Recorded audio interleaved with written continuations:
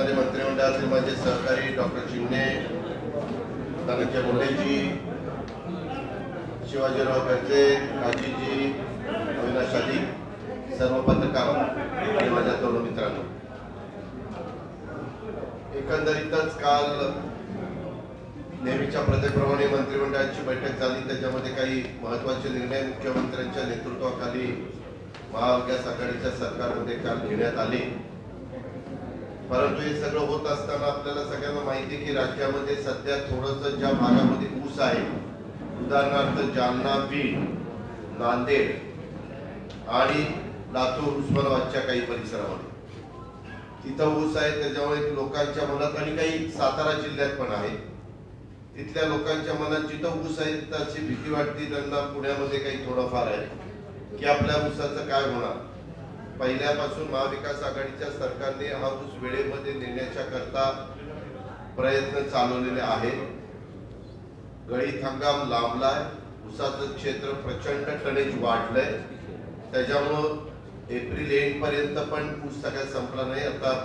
म्हणून मे मध्ये आम्ही रिकव्हरी लॉस आणि ट्रान्सपोर्ट सबसिडी या दिलेल्या आहेत। त्याचबरोबर आमचे साखर आयुक्त आणि आमचे सहकार मंत्री बाळासाहेब पाटील हे दोघेही त्या बाबतीमध्ये फार बारकाईनं लक्ष देऊन आहेत। बाळासाहेब थोरात, जयंत पाटील आम्ही सगळे सतत आढावा घेतोय आणि कुठेही अडचण राहू नये याबद्दलची खबरदारी घेतोय। तरी देखील एक दुःखद घटना माझ्या बीड जिल्ह्यामध्ये घडली। त्याच्यामध्ये आपल्या एका शेतकऱ्यांनी आत्महत्या केली अशा प्रकारची बातमी आली। वास्तविक मी पुन्हा शेतकऱ्यांना आवाहन करेल, आपण घाबरू नका। त्या संदर्भामध्ये ऊस सगळा गळीताला नेण्याच्या बद्दलचं काम सरकार करतंय, तसा संपूर्णपणे यंत्रणा कामाला लावली आणि ऊस संपवायच्या करता आमचे युद्ध पातळीवर प्रयत्न चाललेले आहेत। आणि यदा कदाचित काही वेगळा प्रसंग आला तर सरकार तुमच्या पाठीशी आहे। तुम्ही असं टोकाची भूमिका कृपा करून कुणी घेऊ नका, ही पण विनंती, आव्हान मी माझ्या शेतकरी समाजाला करेन। त्याचबरोबर आपल्याला सगळ्यांना माहिती आहे, मध्य काळामध्ये सुप्रीम कोर्टाने एक निकाल दिलाय निवडणुकीच्या संदर्भात। स्थानिक स्वराज्य संस्थांच्या निवडणुका आपल्या महाराष्ट्रातल्या बऱ्याचशा ठिकाणच्या ड्यू आहेत आणि त्याच्यामध्ये सुप्रीम कोर्टाने त्यांना सांगितलं की उद्याच्या 10-12 दिवसात तुम्ही कार्यक्रम 15 दिवसामध्ये आमच्या पुढे द्या किंवा जाहीर करा। तर त्याबद्दल काही निवडणूक आयोगाचं मत आहे ते मांडण्याचा प्रयत्न ते सुप्रीम कोर्टात करतायत। सुप्रीम कोर्ट त्याबद्दलचा शेवटी जो निर्णय देईल तो सगळ्यांना मान्य करावा लागेल, तो सगळ्यांना शिरसावंतच राहणार आहे। त्याचबरोबर एकंदरीतच आपल्याला सगळ्यांना माहिती आहे की एक राजद्रोहाचं कलम देखील सुप्रीम कोर्टाने जे पहिल्यापासून ब्रिटिशांच्या पासून चालत आलेलं होतं ते काही सूचना त्यांनी केंद्र सरकारला केल्यात आणि पुढं या कलमाचा वापर करू नये अशाही प्रकारचं सांगण्यात आलेलं आहे।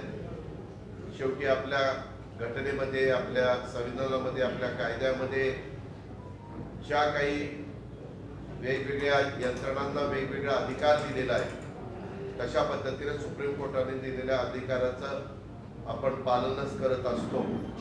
त्या पद्धतीने केंद्र सरकार करेल, राज्यांना पण त्याच्या प्रकारच्या सूचना मिळतील असा माझा स्वतःचा काय असा आहे। मध्ये एक बातमी आली की उत्तर प्रदेशच्या मुख्यमंत्र्यांनी मुंबईमध्ये कार्यालय काढणार असा निर्णय घेतला। वास्तविक कुणी कुठं कार्यालय काढावा ज्याचा त्याचा अधिकार असतो, आपल्यालाही माहिती आहे।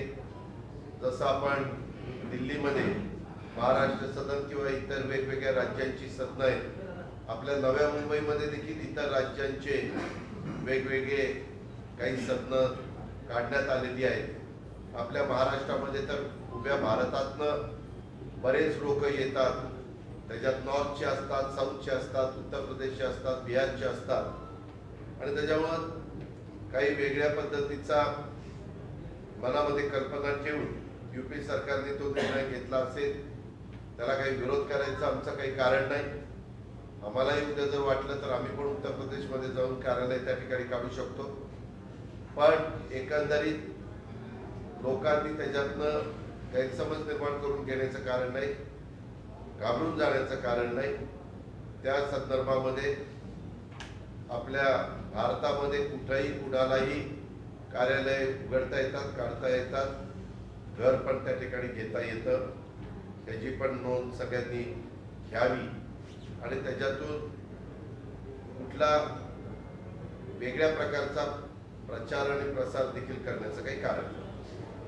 तिसरी गोष्ट, अजून एक गोष्ट म्हणजे मधल्या काळामध्ये काँग्रेसच्या प्रांताध्यक्षांनी एक निवेदन केलं, एक स्टेटमेंट केलं की आम्हाला खंजीर खुपसण्याचं काम झालं. वास्तविक नानांचं ते स्टेटमेंट हास्यास्पद वाटतं, कारण नानाच पाठीमागं कुठल्या पक्षातनं काँग्रेसमध्ये आले तर तुम्हाला माहिती आहे. ते भाजपमध्ये स्वतः होते. मग आता भाजपने म्हणायचं का आमच्या पाठीत खंजीर खुपसला आणि ते तिकडे गेले. हे तेवढ्या पुरतं हेडलाईन मिळवण्याच्या करता पाठीत खंजीर खुपसणं वगैरे वाक्य कदाचित त्यांना बरं वाटत असेल, परंतु संघटनेमध्ये प्रत्येक पक्ष आपापल्या परीनं काम करत असतो. आमचं आघाडीचं सरकार आहे, महाविकास आघाडीचं सरकार आहे, त्याच्यात शिवसेना, राष्ट्रवादी काँग्रेस काम करत आहे.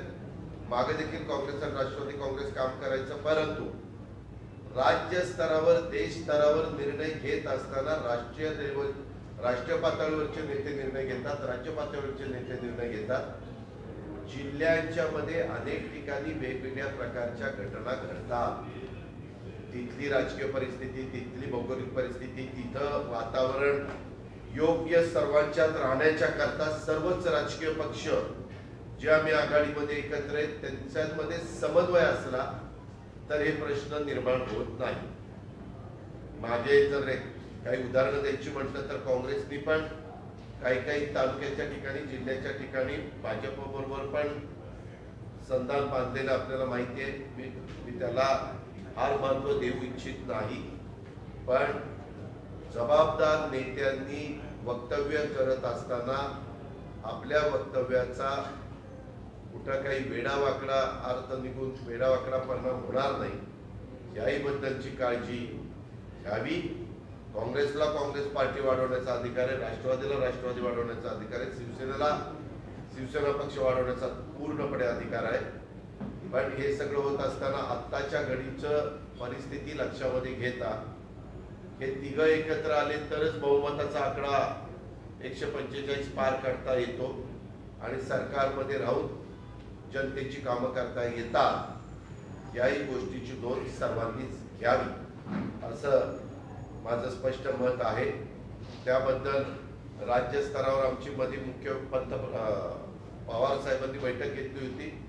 त्याच्यामध्ये आम्हाला त्यांनी सांगितलं की आपली आघाडी स्थानिक स्वराज्य संस्थांमध्ये ठेवायची आहे, पण जिल्ह्याच्या स्तरावर काही वेगळे प्रश्न असतील तर काही प्रमाणात जिल्ह्याच्या स्तरावर तिथले आमचे राष्ट्रवादीचे अध्यक्ष, तिथले आमचे पालकमंत्री किंवा संपर्क मंत्री, तिथले आमचे आजीबाजी आमदार, आजीबाजी खासदार यांना काही प्रमाणातल्या मुभा देण्यात आलेले आहे. हे त्याबद्दलचं आमची भूमिका मी मांडू इच्छितो.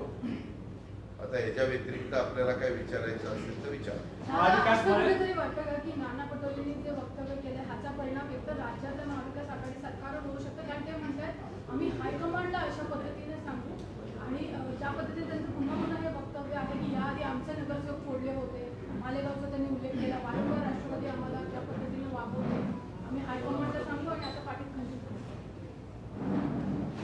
त्यांनी पण राष्ट्रवादीचे काही पदाधिकारी त्यांच्याकडे घेतलेत का, काही कार्यकर्ते घेतलेत ना. मी मगाशीच सांगितलं की आम्ही दोघांनी मिळून 99 ते 2014 15 वर्ष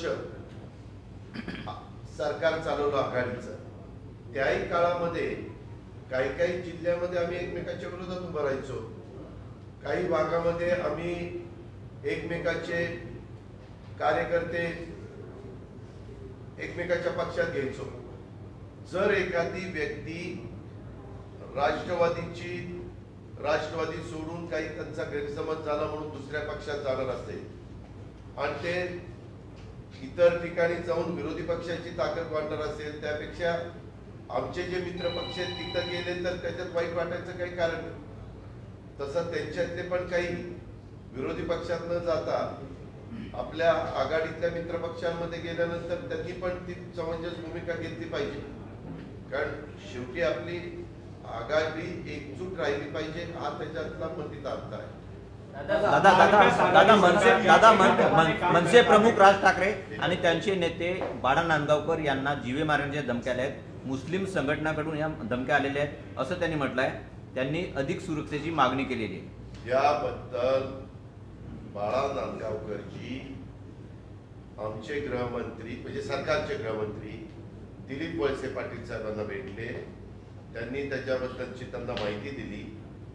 कुठल्याही व्यक्तीला राज्यातल्या त्यांना सुरक्षित वाटण्यासारखी परिस्थिती सातत्याने टिकवणं हे सरकारचं काम आहे, आमच्या पोलीस खात्याचं काम आहे.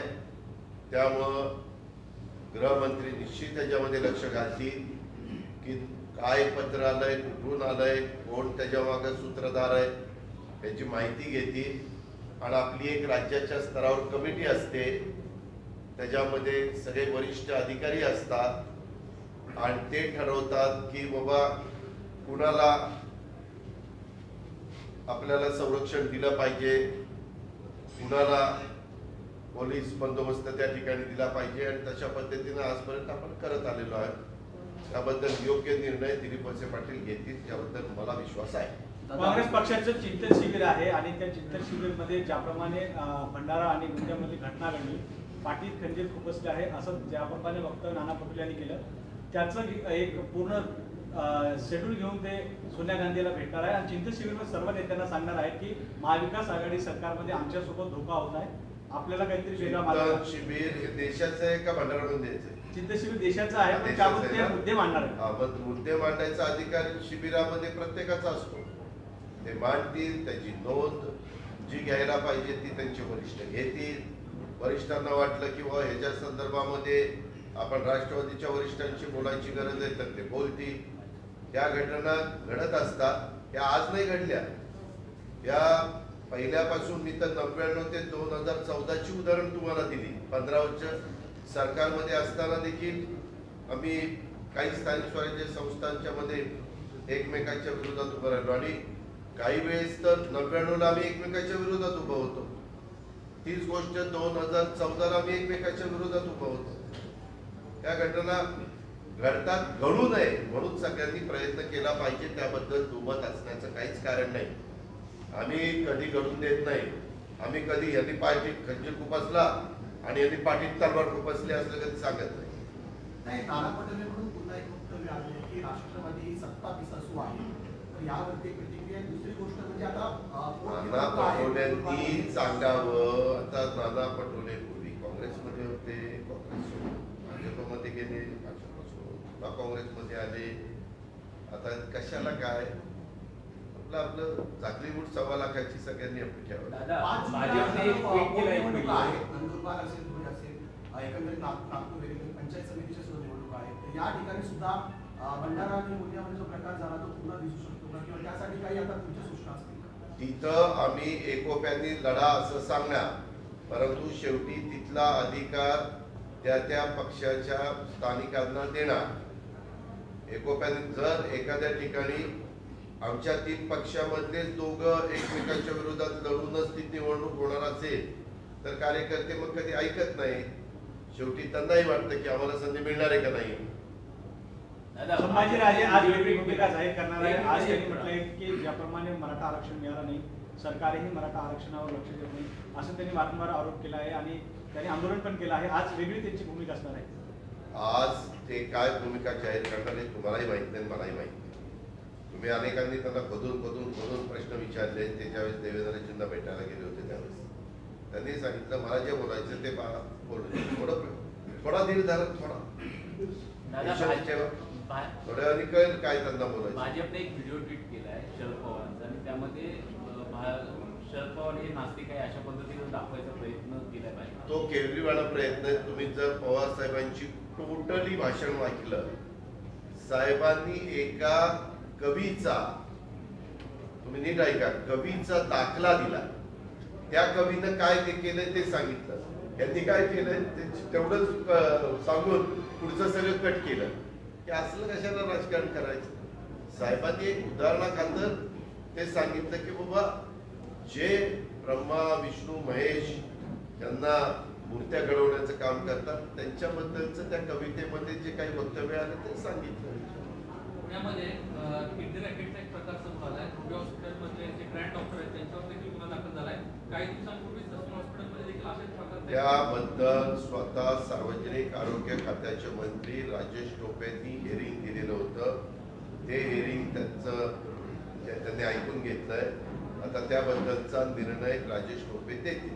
कारण अशा प्रकारच्या घटना घडतात त्यावेळेस सर्व बाजूनी काय वस्तुस्थिती आहे, उद्याच्याला कुणाच्या बद्दल तक्रार आली तर त्यांनाही त्यांचं म्हणणं मांडायची संधी द्यायची असते आणि तशा पद्धतीनं आमचा सार्वजनिक आरोग्य विभाग काम करत आहे. दादा, भाजपचे प्रदेशाध्यक्ष चंद्रकांत पाटील यांचं म्हणणं आहे की राष्ट्रवादी हा एका माणसाचा पक्ष आहे आणि बाकीच्यांनी फक्त ऐकायचे एकच माणूस हा पक्ष चालतो.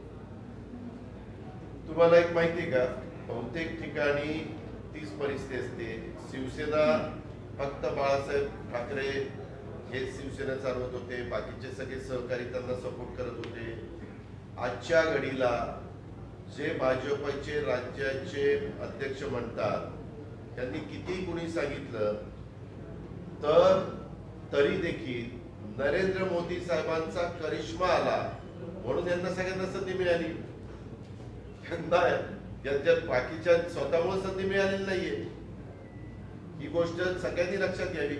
आम्हालाही आम्ही पवार साहेबांच्या मार्गदर्शनाखाली काम करतोय. आम्ही साहेबांच्या फोटो लावतो तेव्हा आम्हाला त्या ठिकाणी मतं मिळतात. पक्ष असत आता तिथं स्टॅलिन आले, ममता बॅनर्जी आले. ममता बॅनर्जीची जेव्हा भावाची लोक सगळी सोडून गेली परंतु ती एकटी लढली ना. तिथं ते आल्यानंतर गेलेले परत आले. चला आता परत आपल्या घरी जाऊया म्हणून. तीच गोष्ट तुम्ही बघितली तर नवीन पटनाईक, बिजू पटनाईकांची सातत्याने त्यांच्या पाठीशी ओरिसाची जनता, ही गोष्ट तेवढीच निर्वार सत्य आहे. त्याच्यामुळं त्याच्या पाठीमागच्या काळात काँग्रेसमध्ये इंदिराजी असतील, राजूजी असतील, या नेत्यांच्याकडे बघून जनता त्यांच्या पाठीशी उभी राहत होती.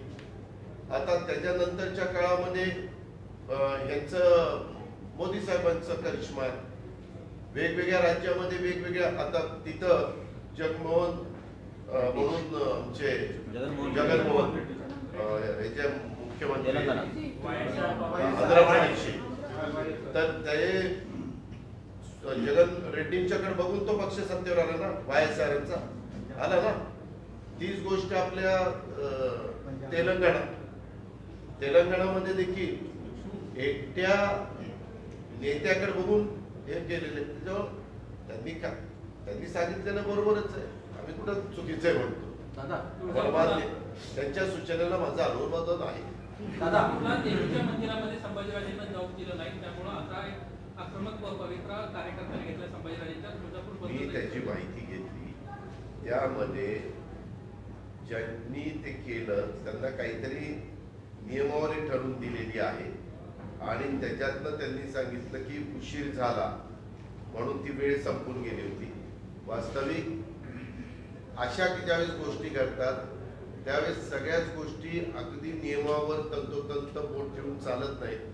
थोडस शिथिलता दिली असती तर हा प्रश्न इतका चर्चेला पुढे आला नसता असं माझं मत. दादा, अयोध्येला जाण्याच्या संदर्भामध्ये अयोध्येला जाण्याच्या संदर्भात राज ठाकरे असतील किंवा आदित्य ठाकरे असतील यांना तिथे स्थानिक पातळीवर विरोध होतोय. मुळात अयोध्येला जाण्याचा अट्टहास हा हिंदुत्व अजेंडा दाखवण्यासाठी आहे, राजकारण करण्यासाठी. मला अजून माझी त्यांची मीटिंग झाली नाही किंवा मी त्यांना विचारलं नाही. कारण ज्याचं त्याचं स्वतःची भूमिका असते. आता तुम्हालाही उद्या कुठं जायचा हा तुमचा अधिकार आहे आणि ते कितपत सगळीकडे जग जाहीर करायचं का न सांगता आपलं विमान पकडून रेल्वे पकडून स्वतःची गाडी घेऊन जायचा हा त्याचा अधिकार आहे. काही जण त्याचा खूप मोठ्या प्रमाणात प्रोपगंडा करतात, काही जण त्याची जास्त चर्चा करत नाही. आता नक्की ह्याच्या माग काय त्यांची भूमिका आहे तेच स्वतः स्पष्ट करू शकतील. आता तुम्ही पत्रकार मित्र त्याच्यातनं स्वतःचे अंदाज व्यक्त काढता किंवा ह्याच्या मागे हे कारण असू शकतं, त्याच्यामध्ये ते कारण असू शकतं आणि त्याच्यातून तिथल्या स्थानिक खासदारांनी काय निर्णय घ्यावा लोकशाहीमध्ये त्यांनी तो निर्णय घेतला. पण उद्याच्याला कोणी जायचंच ठरवलं तर कदाचित तिथले सरकारला बंदोबस्त द्यावा लागेल आणि प्रत्येकाला कुठं जाऊन देशाच्या कानाकोपऱ्यामध्ये दर्शन घेण्याचा अधिकार आहे, तिथं जायचा अधिकार आहे. अर्थात हे सगळं होताना कायदा सुव्यवस्था पण चांगली राखली गेली पाहिजे आणि चर्चेत हे प्रश्न सुटू शकतात. परंतु सध्या तरी जरा एकदम तिथले खासदार फारच आक्रमक झालेले दिसतात. ते कुठल्या ऐकायच्या मनस्थितीत सध्या तरी नाही. तुम्ही जे चॅनलमध्ये बातम्या दाखवता ना असं कुणी कुणाला अपशब्द वापरू नये. आपल्याला कुणाला कुठली उपमा देता येईल परंतु त्याच्याकरता आपला सुसंस्कृतपणा सोडायचं कारण नाही कुणी. जिस तरह से नाना पटोले ने बयानबाजी की और जिस तरह से आरोप लगाए हैं खास करके एनसीपी पे दूसरा देखिए एनसीपी ऐसा आरोप मीडिया में जाके लगाने की कोई जरूरत नहीं थी. उन्होंने ऐसा कुछ हुआ तो हमारे स्टेट के प्रेसिडेंट पार्टी के जयंत पाटिल के साथ बात करनी चाहिए थी, हमारे साथ बात करनी चाहिए थी. हम भी पार्टी चलाते स्टेट में काम करते और अगर हमारे साथ बात करने के बाद उसमें से रास्ता नहीं निकलता तो फिर पवार साहब के पास भी जाना चाहिए था. उसमें से कुछ ना कुछ हल निकल सकता था लेकिन वो उन्होंने कोशिश नहीं की. अभी उन्होंने वैसा स्टेटमेंट किया, उनके खिलाफ मैं भी स्टेटमेंट दे सकता हूँ. लेकिन सर उनका कहना है जयंत पाटिल साहब से हमने इस बारे में बात किया लेकिन उधर से कोई रिस्पांस नहीं आया, ये तक बोला उन्होंने. हमें इसके बारे में मुझे मालूमात नहीं है. कल उसके बारे में जयंत पाटिल साहब का स्टेटमेंट आपने सुना है लेकिन जयंत पाटिल और मैं 2 दिन पहले उनके कॉन्स्टिट्यूंसी में एक कार्यक्रम था वॉलीबॉल का, तो उसमें हम बैठे थे एक साथ और वहाँ से आते वक्त भी बम्बई में एक साथ आए तो उन्होंने वैसा मुझे कुछ बताया नहीं. मैं पूछूंगा. आपको लगता है कि पब्लिसिटी स्टंट है? कौन सा? नाना पटोले का स्टेटमेंट. नहीं कुछ हुआ होगा, ऐसे तो बहुत जगह होता है. हमारे वैसे तो हम पहले सब एक पार्टी में थे कांग्रेस में, बाद में कांग्रेस अलग हुई. कांग्रेस वैसी रही, हम अलग हुए क्योंकि हमें हमारे लीडर को वहाँ से निकाला पार्टी में से, संगमा जी को, तारिक अनवर जी को, पवार साहब को और बाकी साथियों को, बाकी लीडरों को. फिर उन्होंने वो ये पार्टी निकाली, उसको 22-23 साल हो गए. आदित्य का मोदी सरकार अगले महीने में 8 साल पूरा कर रहा है. आपको लगता है कि as a finance minister state आपला हिंदी न्यूज सुरू हिंदी जी न्यूज स्टडी तो 8 साल पूरी कर रही है. आपको लगता है कि क्या मोदी सरकार सक्सेस हुई है एज अ फाइनेंस मिनिस्टर, क्योंकि इंडस्ट्री रहे, जीएसटी रहे. देखो मोदी साहब को 2 दफा थम्पिंग मेजॉरिटी से भारत के लोगों ने जीत के दिया है, जिता के दिया है. अभी वो उनका काम कर रहे हैं, उनको उनका काम ठीक लगता होगा लेकिन एक है आज महंगाई बहुत बढ़ गई. गैस के रेट देखे, पेट्रोल डीजल के रेट देखे तो आपको पता चलेगा कि बहुत महंगाई बढ़ रही है. तो वो तो कम करने के लिए सेंट्रल गवर्नमेंट ने कुछ ना कुछ कोशिश करनी चाहिए. और बीच में 2 साल अपने देश के सभी जगह में कोरोना था, उसके वास्ते जो डेवलपमेंट होनी चाहिए थी बहुत से रुक गई थी, उसको ज़्यादा सपोर्ट करना चाहिए. उनके लिए कुछ ऐसे फैसले लेने चाहिए कि जिससे बाहर से भी इन्वेस्टमेंट आ सकती है, बाहर से आउट ऑफ इंडिया, इंडिया में से भी आ सकती है और स्टेट में से भी अलग अलग स्टेट में आ सकती है. ऐसा हुआ तो हमारे जो यंग जनरेशन है उनको रोजगार मिल सकता है. और रूरल एरिया में अभी थोड़ा सा जो आपने देखा फर्टिलाइजर के रेट बहुत बढ़ गए, तो उसमें नाराजगी है। हम जब चाहते हैं उसमें कुछ कम करने की उन्होंने कोशिश की, लेकिन जिस हिसाब से कम करना चाहिए था वैसा नहीं हुआ। इसीलिए रूरल के भी फार्मर्स नाराज है कि बहुत ही दाम बढ़ गए। ऐसी सिचुएशन है। योगी सरकार यहाँ मुंबई में अपना एक ऑफिस खोलना चाहती है, खासतौर पर उत्तर भारतीय और यूपी के लोगों को टारगेट करते हुए। इस फैसले को आप किस तरीके से देखते हैं? हर एक को अपने देश में कहीं भी जाके खुद का ऑफिस खोलने का अधिकार है। राज ठाकरे को धमकी मिली है, मतलब बाकायदा उनके नेता ने शिकायत की गृह मंत्रालय को, किस तरह से उनका सुरक्षा के लिए सरकार किस तरह से प्रयास करेगी?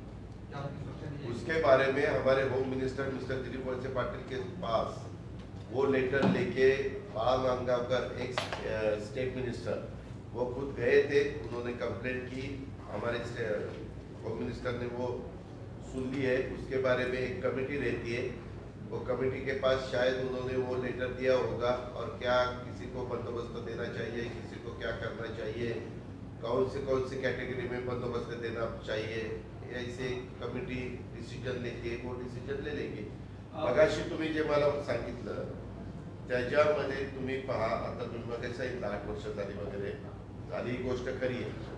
पण आता श्रीलंकेची परिस्थिती काय झाली, मी आश्चर्यचकित झालो। रात्री मी चॅनलवर काही पाहत होतो, म्हणजे ज्या देशाच्या व्यक्तीला तिथं पंतप्रधान, मंत्रीपद, खासदारपद, आमदार वेगवेगळी पदं मिळत होती, ते खासदारांना पण खासदार असताना गाडी देते ढकलून पाण्यात।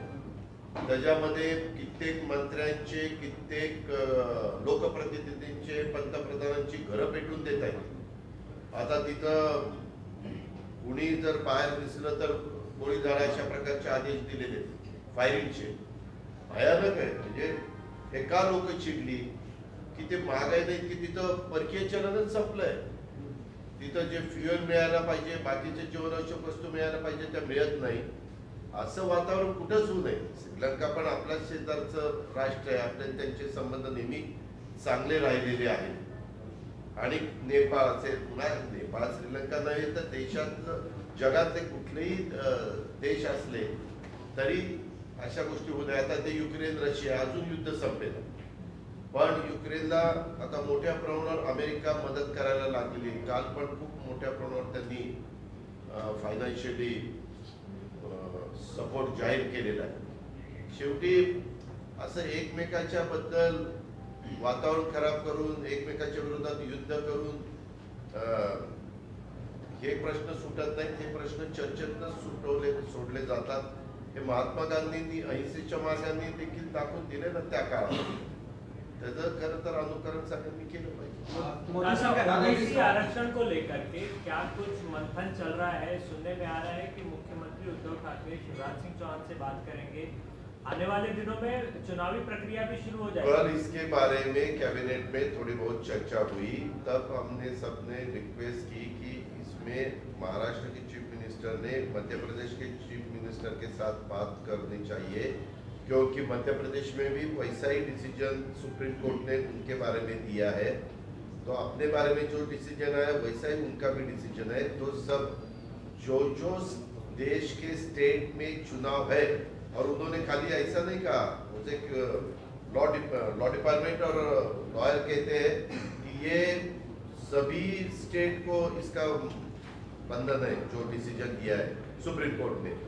तो अलग अलग स्टेट में भी ओबीसी को प्रतिनिधित्व मिलने के लिए कुछ समस्या उसमें से खड़ी हुई है, वो समस्या हल करने की जरूरत है।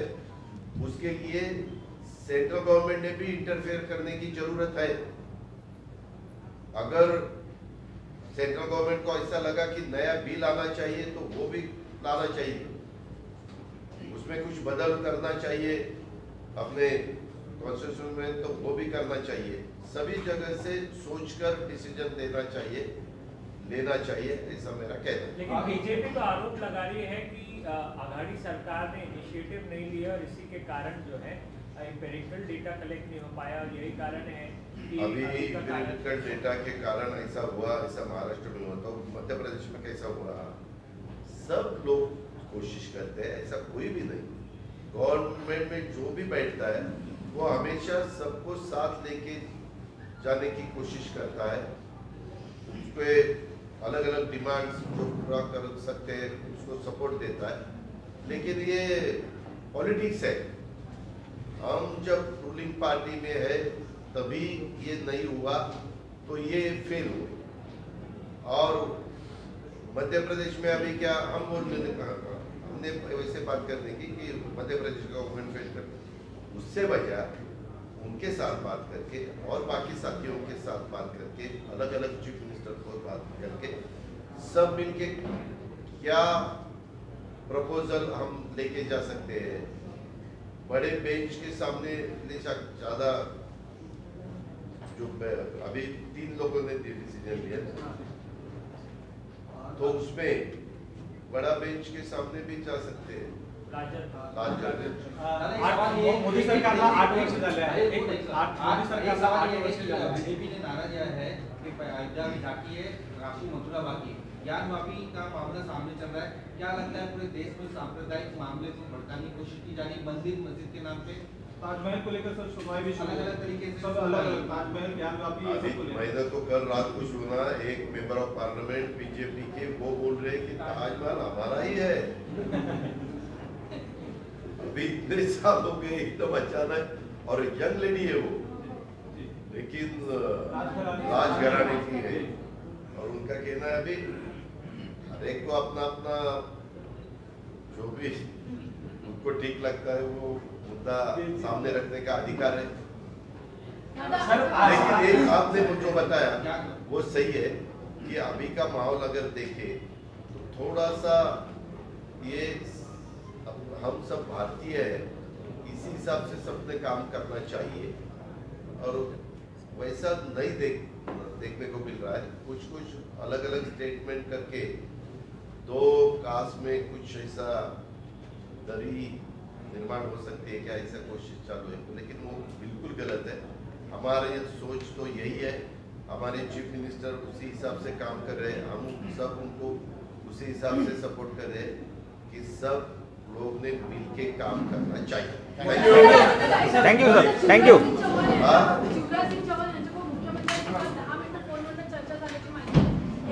मला चर्चा काय झाली ती मला माहिती नाही, कारण आम्ही कॅबिनेटमध्ये मुख्यमंत्री महोदयांना विनंती केली होती, ते म्हणजे कॅबिनेट संपल्या मी त्यांच्याशी बोलीन।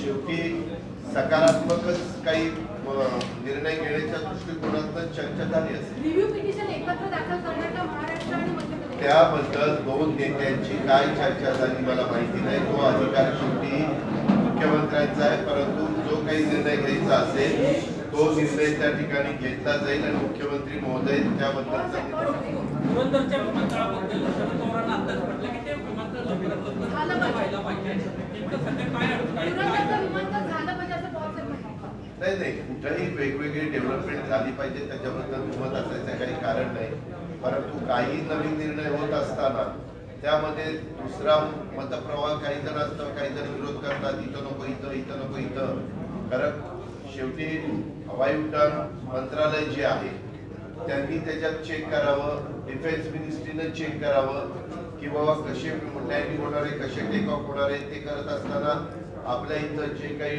डिफेन्स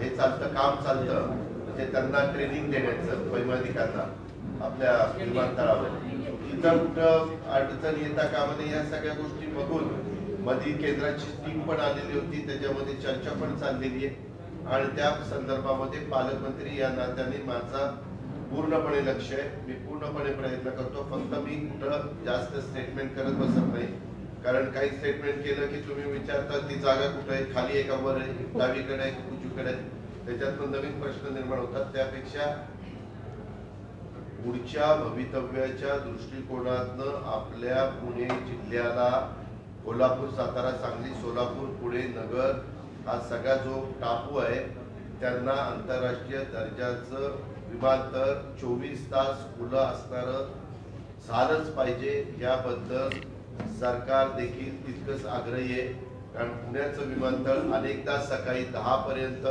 आपल्याला बंद असतं, का तर तिथं ते डिफेन्सच्या ताब्यामध्ये आहे।